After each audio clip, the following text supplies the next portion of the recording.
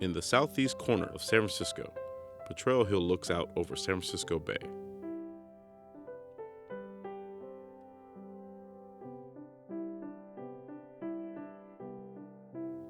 Homes for workers in Bayside industries began to be built on the hill in the late 1800s, but the hill's sunny southern slopes remained open fields where wildflowers bloomed. There was a spot called Poppy Hill where locals picnicked. In 2008, Bridge Housing was chosen as the developer for a rebuilding of both Potrero Terrace and Potrero Annex into a new economically integrated community. It's a process that will take at least 12 years.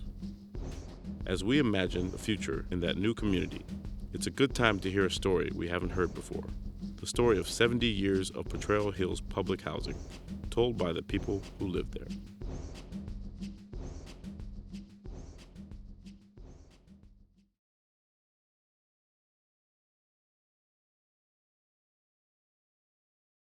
We came up really hard, and I try to get along with everybody. It doesn't, like I say, color, it doesn't mean anything to me. It's right here. Yeah, that's right there. And that was one of the things that helped too when they bust some of us up to James Lake, so we got into another neighborhood, it was like Noy Valley up there. I don't know if anybody's familiar with Castro, and so you got the brothers coming from the neighborhood, and you got them going up there into that area.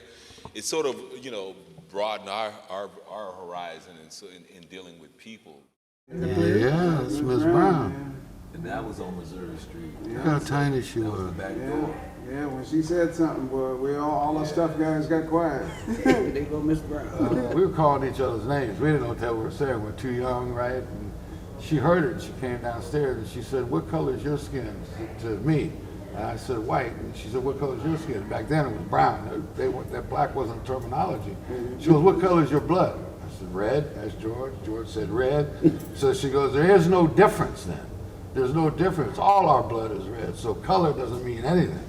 And when she spoke, you listened, man. Yeah. I still remember it. Yeah. In the 1930s, clusters of small homes began to be built on these slopes, but the area kept its rural feeling. George Bushneff remembers visiting his grandfather's home there and the goats his grandfather kept. In 1937, President Franklin Roosevelt's Housing Act was part of a national effort to help those called the deserving poor, the mostly white, newly unemployed who could be expected to buy their own homes when the economy recovered from the Great Depression. Federally built developments would be called low-rent housing projects, but rents would be high enough that the old poor, a largely black underclass, could not afford to move in. Land on Potrero Hill's southern slopes was graded for 469 units of public housing, the Potrero Terrace. Land was cheap, and the idea was that curving roads would create self-contained community.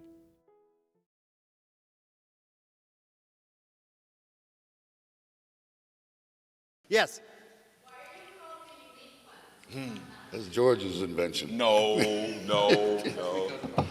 That's because of what, Greg?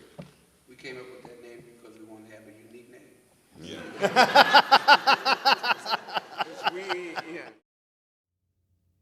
When the United States entered World War II in December 1941, there was an immediate need for housing in 4 shipbuilding centers of the San Francisco Bay Area: Richmond, Marin City, Hunters Point, and Potrero Hill. There was even a call for San Franciscans to move out of town to make room for these wartime workers. On the hill, the Potrero Terrace was turned into wartime housing, and the new units were quickly built.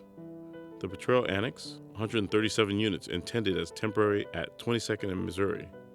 The Wisconsin Project, 27 buildings now demolished at Carolina and 24th. And the Carolina Project, 13 buildings called the 13 Colonies by residents at 18th and DeHaro. There was so much public housing on Potrero Hill that if someone heard you lived there, they might easily assume you lived in public housing.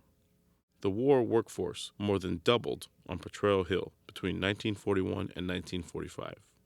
Thousands of African Americans came from the South to work in these industries, making up 40% of public housing residents. Residents recall a community headed by working single mothers, where the older kids looked out for the younger ones. always say it's very fortunate that we have a group of 6 or 7 of us that we really can call ourselves still brothers and really friends. And I don't know, in this group here, how many people you can sit back and say that you got 6 or 7 people that you can call on and trust and believe in. Busing brought on racial issues back in the day. I mean, because there was a lot of people that didn't really focus so much on it. Out here, the busing really created a problem for us, or created an issue. Federally mandated racial quotas kept public housing segregated after the war. The justification was maintaining, quote, neighborhood patterns of racial makeup. It wasn't until 1948 that the Supreme Court ruled these practices unconstitutional. Discriminatory lending and real estate selling practices made it impossible for African Americans to take advantage of post-war opportunities. Residents estimate that Hill Public Housing was 85% African American by the 1960s. Some Potrero neighbors felt that there was too much public housing on the Hill and that the government should tear a lot of it down. It was supposed to be temporary in the 1960s. Neighbors opposed a plan to make the Carolina Project permanent and campaigned for construction of a public junior high school. They won. The 13 colonies were torn down, and Potrero Hill Junior High was built. It's to me, unfortunately, and I always sit back and say how sad it is that our kids don't understand and don't have an opportunity to do the things that this group up here did. Fly kites, coasters down the hill. The whole works, playing cards, the whole works, the whole 9 yards. And now these kids are stuck in the house. And if they can't go from Hunters Point, they can't go from Trail Hill to Fillmore. That's the only negative thing that I see that's going on right now in this day and time. And I wish I saw a few more younger folks in the house, but that's all right. That can relate, but hopefully this will all get out and some of the younger folks enjoy what you got. Yeah.